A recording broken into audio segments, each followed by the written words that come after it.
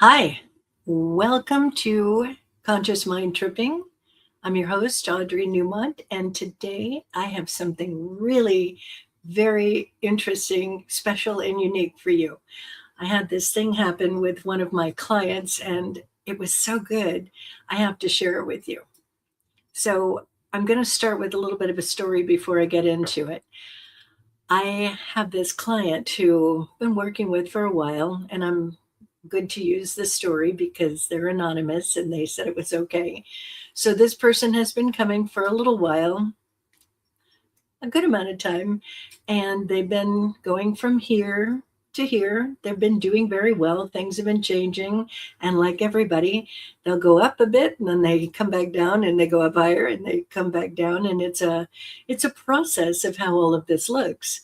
But I can tell from when they first come in to wherever they are, I can see how they're doing well.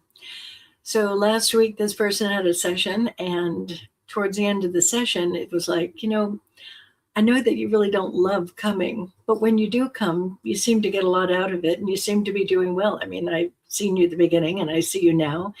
What's your resistance? I asked this person. And they said, I hate therapy. And so it was like, all right, well, why do you hate it? And they said, well, when I was a kid, I had to go to a therapist and I hated them. Hated them. Hello there, Miss Lisa. Good to see you. I wasn't sure if I was live or not. I thought I'd be recording this, doing it earlier tonight because I got some plans tonight. But I really wanted to get this out here today. So thank you for joining me. So this person, they're telling me why they're resistant to therapy. And then we talked about it a bit. And it's like, I'm not really like your regular everyday kind of therapist. We're doing a different thing here. In fact, in a lot of ways, I'm a little bit of a teacher. I'm teaching us stuff that we didn't learn when we were younger. So we talked about it and we made it all, like better to come to therapy. But then the person said the thing and showed me the thing. And that's what we're going to talk about today. Now, number one, I just want to say, I love it when people are clever. I love it when people do things that are a little kind of out of the norm to get where they want to go. So this person showed me, they said, they didn't say it like this, but here's how much they didn't want to come to therapy. Here's what they did. They took my book in the PDF form and they put it into Chat GPT, and then they asked Chat GPT, AI, what would Audrey say about this challenge? I mean, that's pretty clever. They didn't want to come to therapy so bad that they're going to, find a way for Chat GPT to say what I would have said in the session. And then they sent it to me and they showed it to me, and it was so good. Like, I have to share it with you, and I want you to see what this looks like because it's in a lot of ways really neat and very, very clever. Hi there, Miss Shelley, and all you fun people. I see a lot of the comments coming in.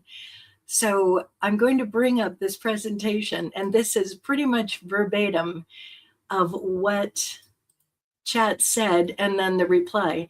And because this person is anonymous, we are going to I'm going to say that some of the things that was about their particular, let me see if I can get this presentation on here. Wait a minute. There. Why isn't the presentation coming up? Oh, because I have to do this. Okay. Now, bring it in. There we go. Oh, it's here. There we go. Okay. So I'm going to read it, and I'm going to be talking a little bit along the way. So you just got to get this. I thought was really a clever thing to do. I mean, for somebody who didn't want to go to therapy, it sure kind of solves the answer and solves the problem. So I'm going to start.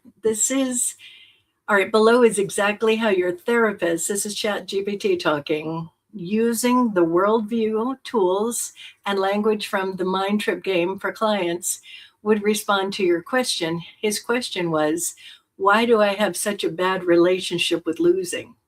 Now, I want to just put it out there to begin with. A lot of people struggle with losing. When they're playing games, when they're in sports, all these things that people do that are competitive, they don't want to lose. And that is a pretty common problem. So that's another part of why I wanted to share this. Many people have these kind of challenges.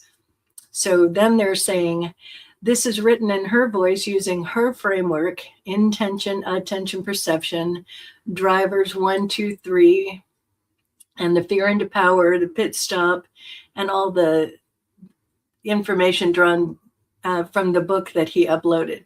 So he took my book and uploaded it to there. All right, so I'm going to, no, I'm not going to do that. Bear with me on this technical stuff. I'm trying to get this thing out of my way. Oh, I know what I can do here. Ah, that's better. So then they say, your therapist responds from the mind trip perspective. So their name, which I left blank. So they say, let's just call this person Fred. Fred, the reason you struggle so deeply with losing has much less to do with the loss itself and everything to do with how your unconscious driver is interpreting the experience. In mind trip language, losing activates driver number 3, your inner child. When you lose in sports, business, or anything competitive, the inner child driver number 3 jumps into the front seat. So driver number 3 is conditional, uncertain, fearful, reactive, obsessed with the rear view mirror, old pain, old disappointments, and future tripping. What if this keeps happening? So the book says this. Wait a minute. I'm going to have to maximize this so I can see everything. The book says this driver is focused on selfies in the rearview mirror, habitually worrying, and I can't see the rest of this now. Here we go with this stuff. Well, habitually worrying and getting stuck in the problem. So then losing doesn't hurt because of the moment. It hurts because driver number 3, the kid in the back seat, is interpreting it through old stories. So instead of us being the driver in the front seat, that conscious part of us, that part of us that's powerful, on point, got our rationality going, our reasoning, it's like the kid in the back seat is driving and the kid's saying, I messed up. I'm not enough. I'm unsafe if I'm not winning. Loss equals danger. So you're not exactly responding to this loss. You're responding to every unresolved feeling your unconscious stored around losing. And that's what we do. So then AI says, number 2, losing pulls your attention down the hill. According to the game board model, losing triggers highway hypnosis, that unconscious slide down the emotional hill, I would say, to hell. So the book says, when you recognize a difficult feeling, you are in highway hypnosis. This is go in the game. Your attention immediately shifts from your intention, which is growth, mastery, and presence, to fear, shame, frustration, self-judgment, catastrophizing. Your brain runs a, you know what, I'm going to do something really quick because this is not working for me, and I don't mind taking the second that it takes to pull up the actual presentation so that I can really read it, because it's cutting it off, and that's just not good. So we're going to take the second here and bring it up on the actual PowerPoint so that Audrey isn't getting frustrated here and you can see the whole thing. All right, now, here we go. Nope, where did it just go? Hold on. Where am I at? Fear.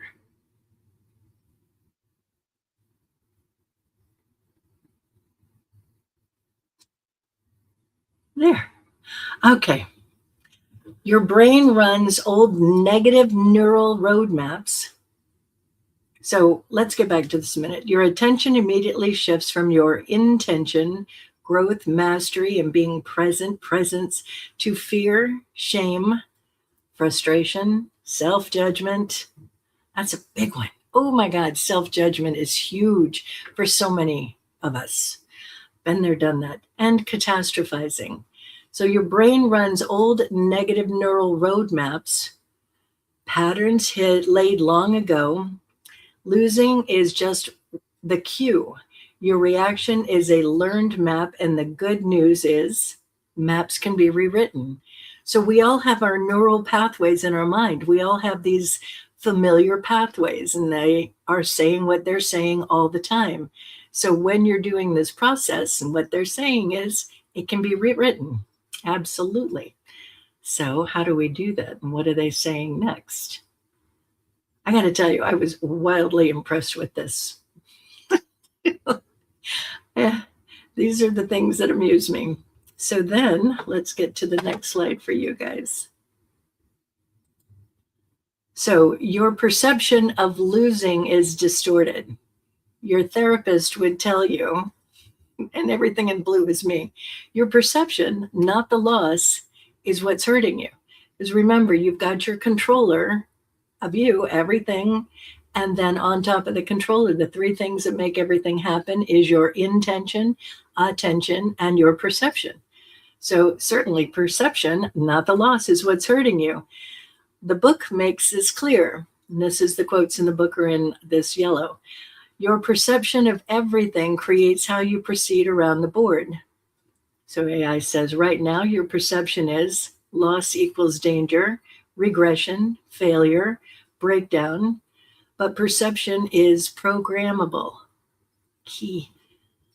You learned a meaning for losing at some point at some earlier point in life. Competitiveness, responsibility, perfectionism, proving yourself, being the strong one. That meaning is still running the show like outdated software. Love this. Losing touches an identity wound, not a performance issue.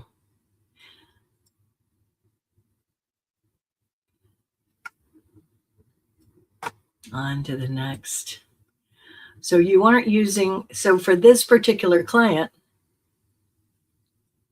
they're talking to them and they're saying, you aren't using the pit stop soon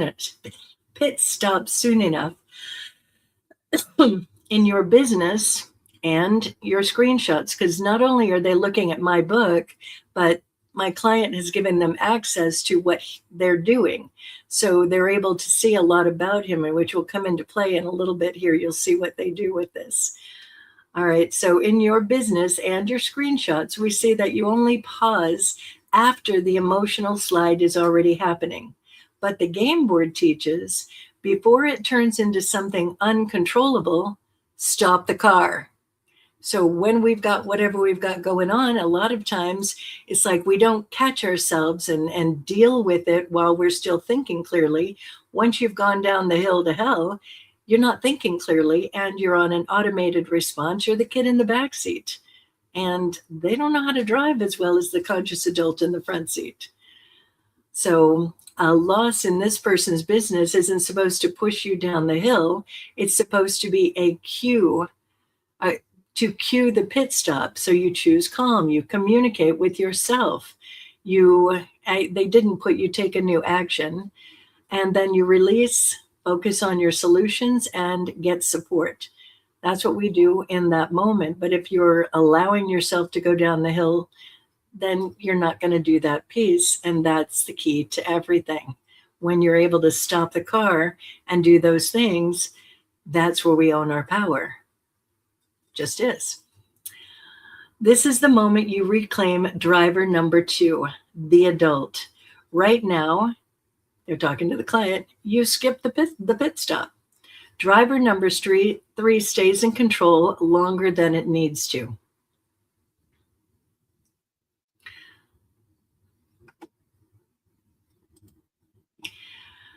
Then number 5, your feelings around losing are signals, not failures. Your therapist would remind you your feelings are programming your navigational system. When you lose, your emotional intensity is not irrational, it's information.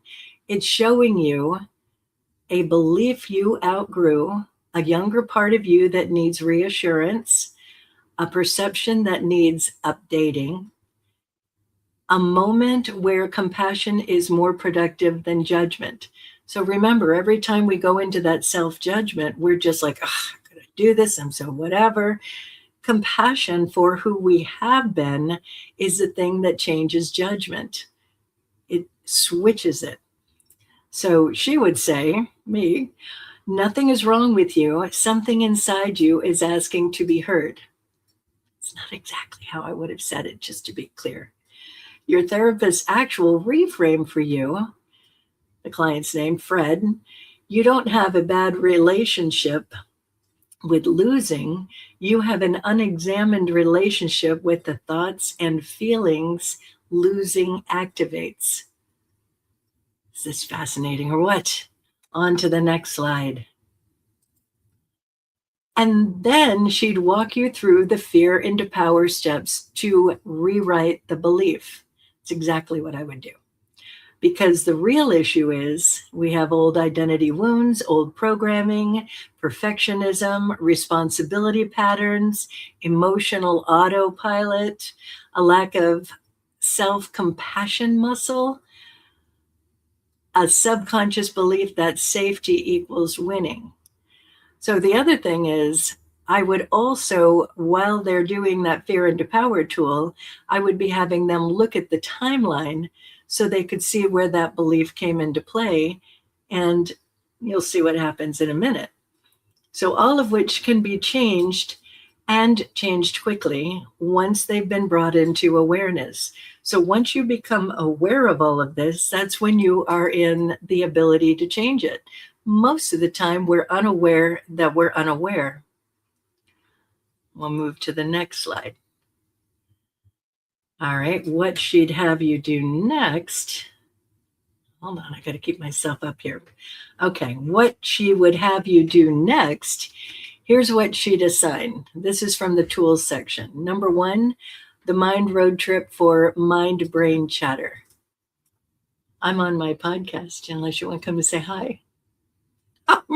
I'm doing that AI. Nick calls AI Audrey intelligence. Come say hi to my live stream going here. I can't read your comments, by the way. I'm in the middle of all of this. Hello. This is Nick, my husband. And he is a photo bomber. A photo bomber. Look what I have to do. I had to bring it up here because it cuts it off over here. Oh my goodness. Well, she is Audrey Intelligence. Listen to what she's saying. She knows what she's talking about. Well, this is AI. This is actually, it's a lot of fun. Wait till you see where this goes. It's hysterical. It's not hysterical. It's really fascinating. I will see it later. All righty. And I will see you later. Yes. I got a really great husband here. Okay. I don't even know what that is. You will. I will. So the number 1. So in the book, there's all of these mind road trips. So there's a section in the book where you do some introspective work. You look at things from a new vantage point as the driver in the front seat. So I would actually have them do the mind road trip for the mind brain chatter.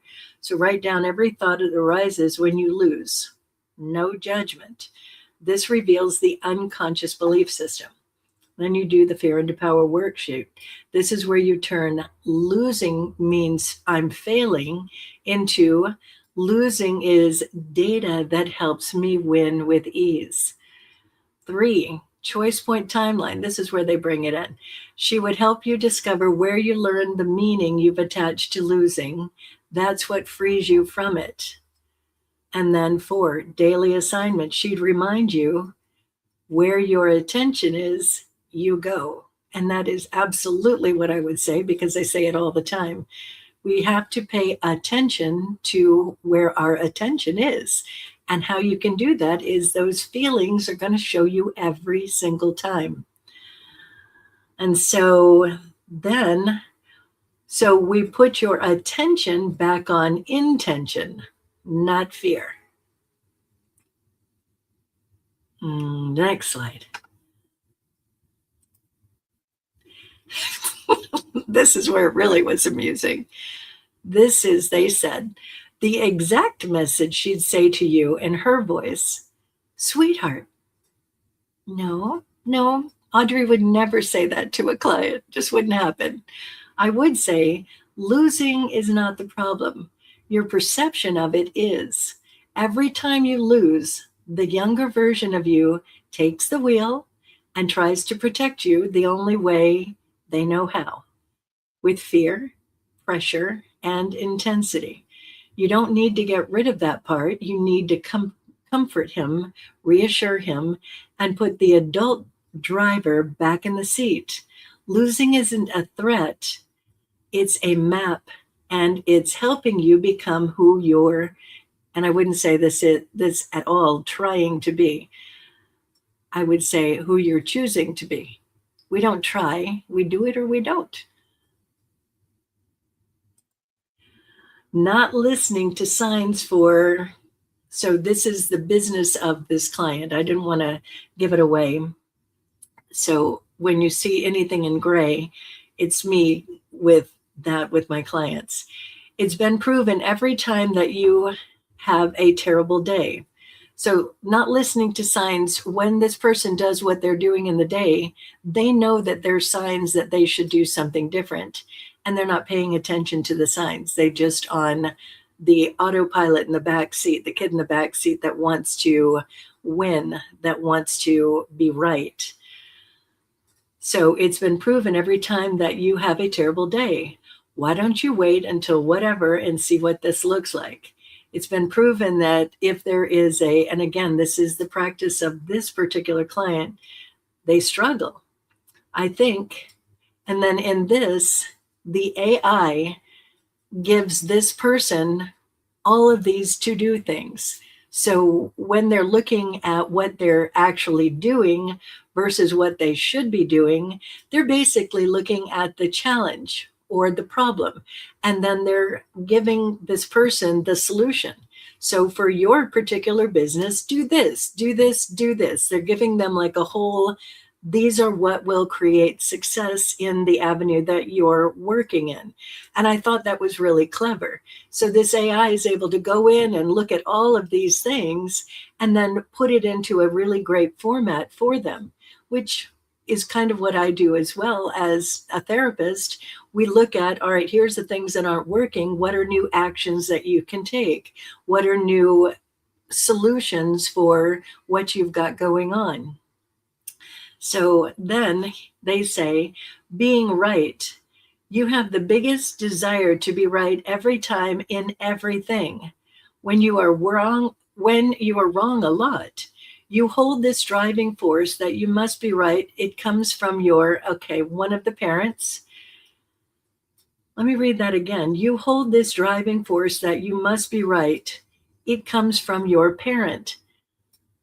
That part of us where we have to be right a lot of the time, we're in the backseat of our parents' car all the time. And if you've got one of those parents who's like, this is what we do, this is how we do it, there's no right, wrong, this is it, I'm right, and that's all there is to it. There's a lot of people that have that happen. They've got parents like that, and then we're in the backseat from our 0 to 8, and that's what we do. That's what we learn. This is the program that we will roll until we don't. So, and there is no other way. Try to admit when you're wrong earlier. It'll save you a lot of money in his particular business. Let me get to it. Where did I stop up here? All right, and then there's more direction from the AI. I thought it was really cool because they're able to see this person's career and they're able to see this is what you've been doing and here's where you can create more success with it. And so they're actually giving more direction in that moment again. So then everything I wrote in this purple color. So then this client read all of that, and then they did some homework. They wrote down my intentions. So this is the client. He's saying, my intentions to realize when the kid in the back seat is talking and when the programs are just running. I look and what programs I came up with first. So here's the programs that they have. My phone, an obvious one, picking up and scrolling through Instagram. So he made a very wise and conscious choice. He deleted it. I'm not going to waste time doing this crap anymore. Compulsion. So the chip example, he'll eat a whole bag of chips in one sitting if they're around. So he's realizing this is boredom, pain, taking the easy route. The inner voice is so strong, it's like an invisible force. The inner voice, the kid in the back seat, you got to have him. This is going to make you feel better. This is whatever. When we're looking at clients coming in, this is a very big one for a lot of people. They feel like, I just don't have any willpower. That is like an invisible force in the back, and it's huge. I got to do whatever the thing is. And it's because it's an unconscious, and in the unconscious, in our controller, for most people, it's about 95%. So when there's a program rolling about a bag of chips, I used to have a massive sugar addiction. And I remember times where I was eating unconsciously and it wasn't pretty. And then when you finally realize the program and what the food equals, then you're getting to the understanding, you're getting to actually being the adult where instead of just going by 5% willpower over 95% where food equals whatever, you're changing that program over time. Most people don't do it overnight. And you create a new program so that the willpower, the percentage is much higher, and you've changed the actual program. Like I don't have a sugar addiction anymore, thank goodness. And it's a process to keep reprogramming your beliefs around whatever food equals. And it can be a million different. For a lot of people, it's a very big deal. So taking the inner voice is so strong, it's like an invisible force. Huge test in life and relationship. And then they're talking about their personal story and the challenges that are going on. And to be clear, many people are having challenges right now. I mean, it is just a moment. And so really get your challenges are unique to you. And if you're looking at people and you think, oh my gosh, they don't have any challenges. Yes, they do. Yes, they do. Everybody's having some sort of challenges right now. So when you make your challenges okay, when you make it all right to have a challenge and it's like, how am I going to work through this? That's half of the battle. So much of the time we judge the challenge like I shouldn't be doing this. This is ridiculous. Because on a level, the adult knows I'm better than this. I'm more than this. And I've got to get to that. And that's why I'm talking about this today. So on to the next slide. Happiness. With this person, I couldn't be happier. And then they're talking about their story of all the great things that they have going on. And they truly do. I've always said no, but honestly started asking for, and as soon as I accepted in my heart, it happened. These things that they are now happy about. Stubbornness, the need to be right. I might need help in this area because that is a driving force of bad and how to deal with it. And then, like a lot of people, perception of the body.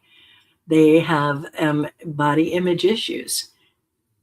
It's important that we get that for many of us, we grow up manipulated about how our body should look.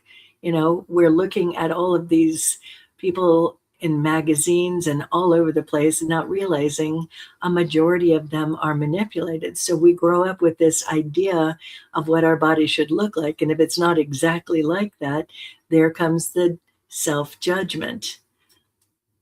And they came, all right, so this is them talking about their personal story. And I'm not going to get into that as much. So This is the definiteness of purpose. This comes from Napoleon Hill. If you all have never read any of Napoleon Hill's books, he's amazing. He wrote Think and Grow Rich, and then he wrote a book that I have right there called Outwitting the Devil. Highly recommend these. And having that definiteness of purpose is a huge driving force, of conscious driving force. All right, so a loop I'm in of doing the same thing over and over again. How do we break that loop? The voice in the head speaking. I always feel like second guessing saying something or if it was the right thing to say. I had an epiphany when I was in grade school. They had a gym teacher, and this is a story. So he's looking at the story and he's understanding. He's looking at the timeline. He's getting his awareness of where these things came from. So it's not who he is, it's the program that gets started back when he got started. And it can be in that 0 to 8 where it's literally the program. And it can be from those experiences that we have, where in the experience, our little younger version of us, our perception takes and makes it whatever that is that we roll with. And by the way, Michael Singer has a book that is amazing. He's mentioning it here. And then he's talking about what he's looking to create. And then he's talking about this next thing that he wants to own his adult words and owning that ability to voice all these things that he is creating, or voice if there's something that's not working for him. And then, like many, many, many, many people, this challenge with alcohol. And, you know, it just is what it is. So when we're judging the alcohol, when we're in shame or guilt or whatever, that strengthens the program. So when you're looking at it and it's like, what does alcohol equal? Why is it important? What does it mean for me? You know, you start getting to the root of it. That's when you get to the answers and you're reprogramming yourself. So they say, I wrote this, I spit it out. You know, he just went in and he just started doing it, which I'm going to just say, so impressive, so impressive. I remember when I started therapy a long time ago, it took me forever to sit down and do this. So when people do it, I am just like so impressed. That's where it happens. When you're doing this, what he just did, and you're being authentic, you're able to look at, what's my story here? Like, what am I doing? And you're making it all okay. There's nothing bad. There's nothing wrong. We're just doing the program. So when you're able to step back and you're able to write these things down and you're able to look at it authentically with compassion and an intention, a definiteness of purpose to move beyond the story, there you are. That's called owning your power. So then AI comes back on again. Just love this stuff. All right, so AI comes back after he says all this, and this is where it really gets good. So they say, this is the most honest, complete, emotionally self-aware inventory you've ever written. Because I guess they can see a lot of what he has written. And I'm going to respond to it exactly the way your therapist from the mind trip would respond. Compassionate, direct, perceptive, rooted in her framework of drivers, intention, attention, perception, emotional programs, fear into power, stopping the loops, that's a big one, and healing old trauma, focused on helping you finally break these patterns. What you wrote is not problems, it is the entire blueprint of your unconscious emotional system. And now we can rewire it. Love it. Let's rewire it. Yes. So then they get into the solutions.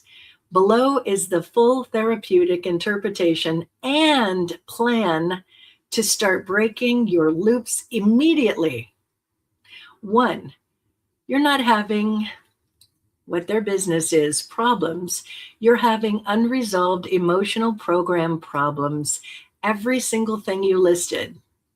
what they listed as their challenges: trying the same thing repeatedly, needing to be right, ignoring signs proven over time. So they're talking directly to him and saying, these are just what you've been doing. These are symptoms. The cause is much deeper. Your inner child, driver number 3, the kid in the back seat, is running the show when you're tired, triggered, unsure, or stressed. Every time the kid takes the wheel, he makes the same moves. Then they go in and talk about his patterns. This is what you're doing. This is what you're doing. This is what you're doing. It's just a pattern. If you look at your life, literally sit there for a second and look at your own life. Do you see patterns of what you do? That's not who you are. That's the kid in the back seat. This is what they know to do. When they get stressed and overburdened with responsibility, when they get all of this stuff going on, there's a part of it where the adult, the reason, the logic, the willpower, that conscious intentional choice kind of shuts down, and the kid's driving. And let me get to the next slide here. Wait a minute. I've lost my place. There we go. All right. It isn't, all right, this is good. This is what they wrote. This isn't stupidity. It's unhealed programming. And you finally laid it all out. Now we can fix it. Okay. On to the next slide. Your awareness is your turning point. She'd be proud. Your therapist would say, this is the moment where the unconscious becomes conscious. It's exactly right. And that is the moment you take your power back. Yep. So compulsion, boredom, pain avoidance, easy, taking the easy route, old trauma, stubbornness, need to be right, body image wounds, looping thoughts, morning racing thoughts, alcohol patterns, childhood trauma with, and then their personal stuff, relationship stress, fear of speaking, fear of being wrong, desire for control. By the way, all of these things are so common. Many people have these things. It's just a part of life until it's not. This is exactly the blueprint therapists are looking for. All of these are driver number 3 survival programs. And you're finally seeing them. Once you see the program, you no longer are the program. You start choosing consciously. Number 3, let's go point by point. Here's what each pattern really is therapeutically. Ignoring business rules that have been proven. This isn't lack of discipline, it's emotional override. When the kid is driving, patterns repeat even when you know the outcome. That's why you break these things that they're doing. And I'm not going to get into that anymore. I'm going to move that forward because I think I should have taken those things out, but it's okay because we don't know who this person is. So I'm going to just read the rest of that one. So when there's these rules that they're talking about to change these programs, and here's what I'm going to do. From now, I'm just going to read it without having it on there, because that's a smarter thing to do right now. So we're going to put it all back to me, and I'm going to read it from here. So when there's these rules that you have, whatever the thing is, in any, let's just say, in any career, there's things that work for all of us. Like for Nick and I, we're therapists. We also are entrepreneurs. We have our business. So there's certain unsaid rules. These are things that make the business really happen well. Like we should be here on time. We should do certain things with regard to our clients. We should do certain things with regard to our center. And there's certain unwritten rules we know these are the things that make us successful, make things happen. And sometimes within our businesses, especially if you're not an entrepreneur working for yourself, there's certain rules. You do the rules, you make the things happen, you're going to be successful with the job. But when we start bucking the rules or start not doing them, whatever that thing is, like just showing up on time, you start showing up late too often, you're breaking the rules, there's a possibility that you're going to get fired. You know, you're supposed to do certain things, you just say, I didn't get it done. You're breaking the rules, you're going to get fired. But when you're in the position where you're following whatever those rules are, whether you're making them yourself, whether the business says these are the ways to be successful with it, it just is what it is.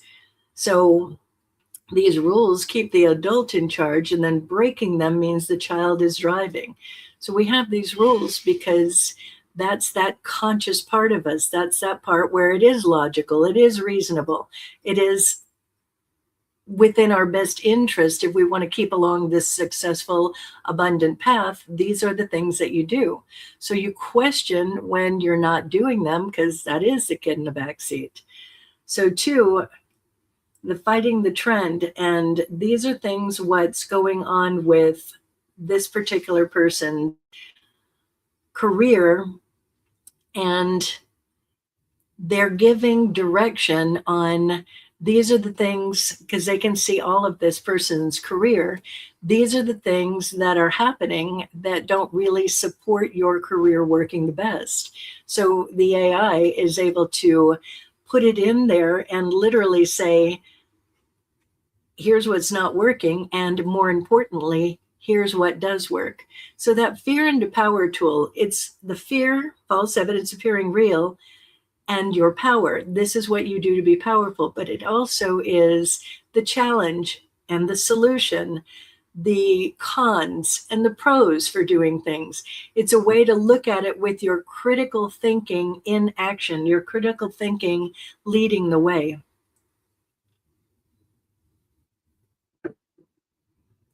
And so then this is, again, this next slide is talking a little bit more about what this person would do and why they would do it based on their their childhood survival. And then there's that part where we all, and this is again another common one, people, I don't want to feel this feeling. And I talked about that a bit last week on being authentic. When you don't want to feel the feeling and you're using something like food or alcohol or any addictive kind of things, or things that just simply don't work for you, it's not that you don't feel the feeling. You have covered the feeling over with something that maybe feels a little better in the moment. But if we don't actually deal with the feeling, it's not going to go away. It keeps rolling, and it keeps making things not go the way that you would intend for it to go. So then they say, your therapist would say, this is emotional avoidance, not strategic action. So then, where am I? This is a very big one, what they're talking about here. They go on to number 4, the need to be right. This is, and they put in all caps, huge. You named it perfectly. It comes from a parent. So they say that wound is deep. As a child, being right equals being safe. Being wrong equals being exposed. You internalize perfection, and that equals acceptance. Mistakes equal danger. So today, you fight to be right. You hate being wrong. You average down life. You repeat business practices trying to win the argument.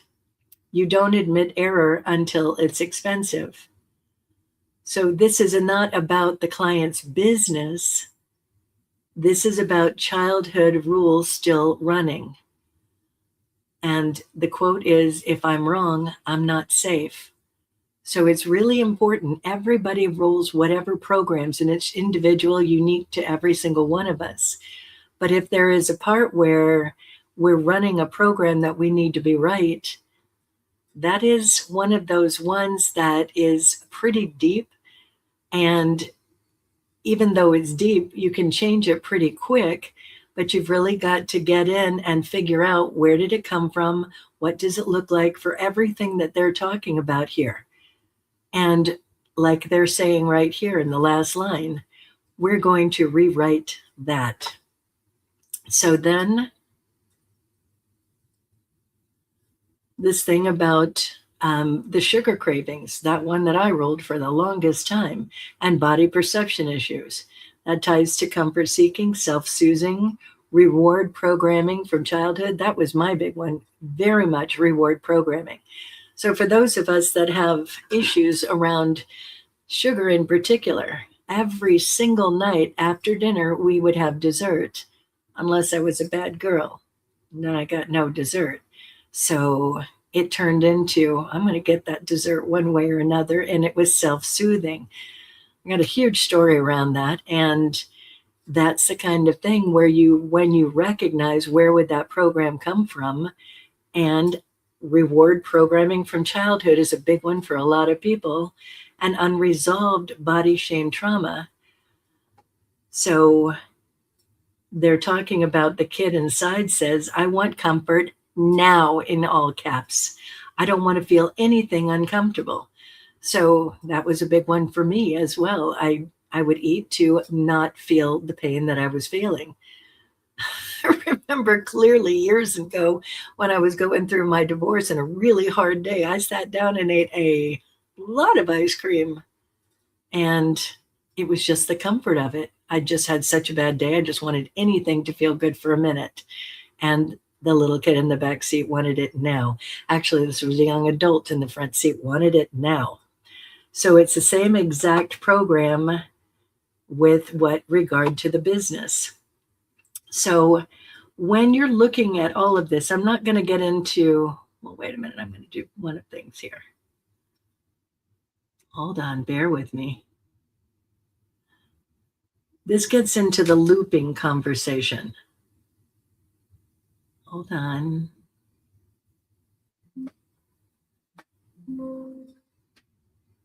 Bear with me. Looping thoughts, racing mind.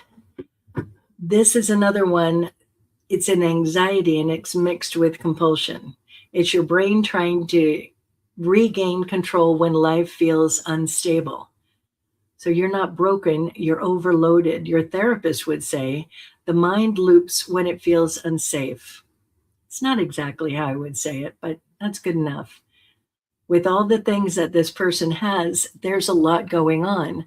So when we are feeling that overload of things, and I'm not going to read the rest of this because, again, it gets into this person's particular situation.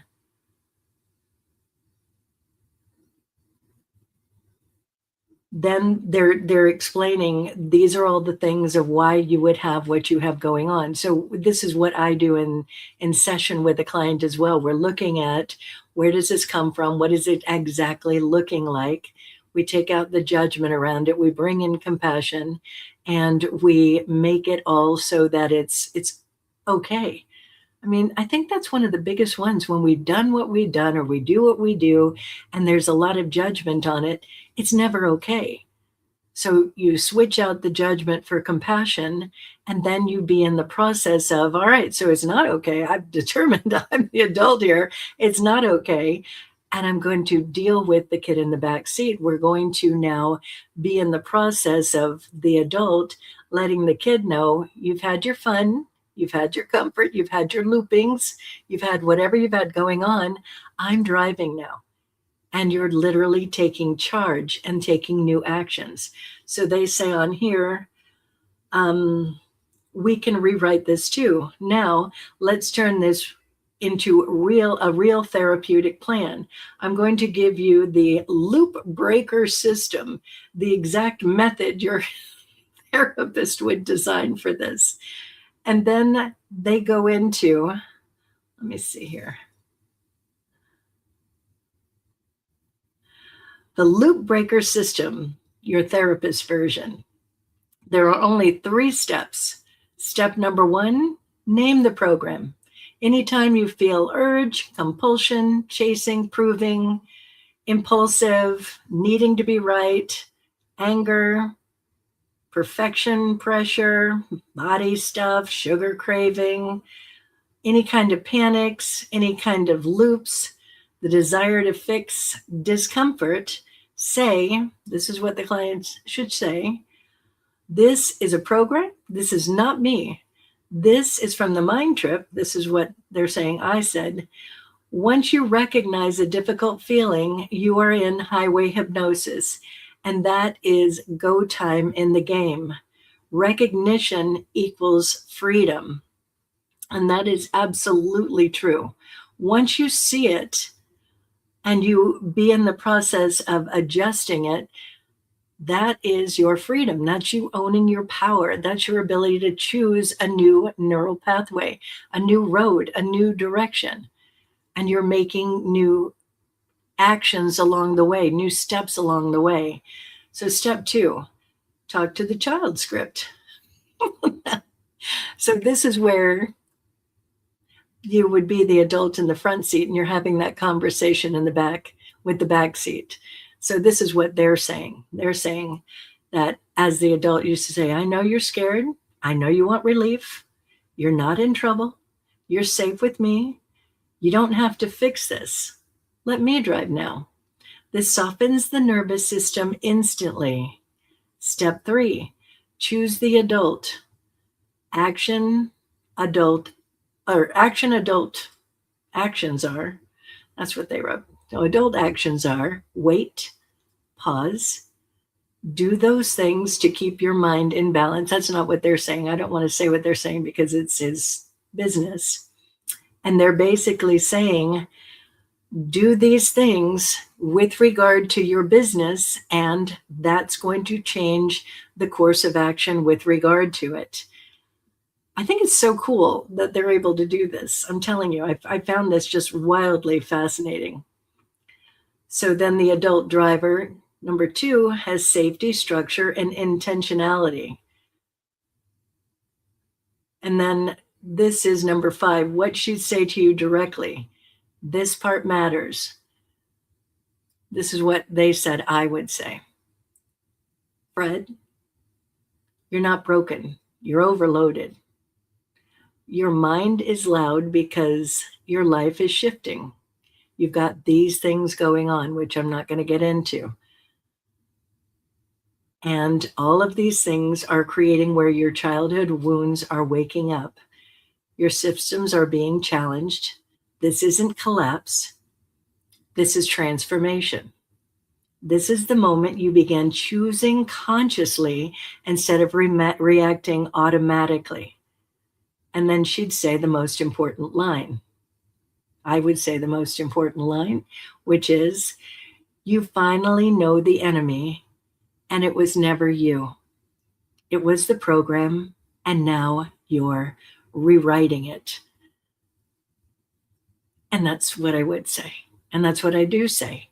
So when you're looking at your life and you've got whatever you've got going on, the reason why I put that book together the way that I put it together, and the reason why this person brought it all into AI, I thought it was really, I just can't even explain enough how clever I thought that was. So when you're reading that book and it's showing you the controller, that mind of yours is the controller. And just like a controller, the 3 buttons on the top are your intention, attention, and your perception. So when you're addressing all 3 and you're making those changes and you're taking out those hard feelings from being bad or wrong, and you're using them in particular judgment, then you're able to see what it is that you need to see. And you're able to address it and change the program. And when you're reading the book, there's mind trips along the way.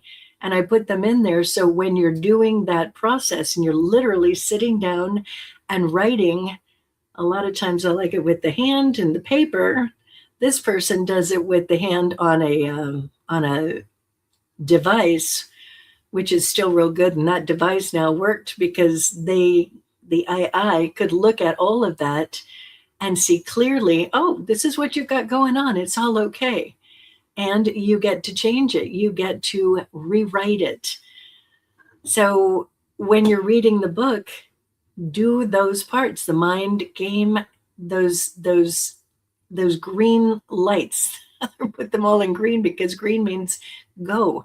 Do this, recognize those programs, and then you're in the ability to shift them. It's kind of just that simple, and it's a process. So nobody changes all of this overnight. All right, now I can see your comments over here. I don't even understand what you all are looking at, but Lisa, nice to have you join us.